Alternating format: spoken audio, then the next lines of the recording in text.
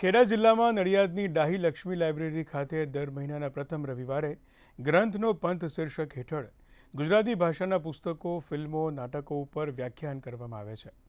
આ વ્યાખ્યાન માટે વિવિધ ક્ષેત્રના પ્રબુદ્ધો પુસ્તકના વિવેચન માટે અહીં આવે છે.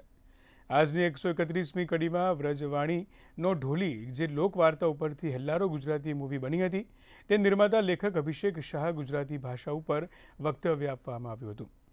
ગુજરાતી ભાષાને જીવંત રાખવા, ભાષાની સમજ આજના યુવાનોને આપવા આવા કાર્યક્રમો નિયમિત યોજાય છે.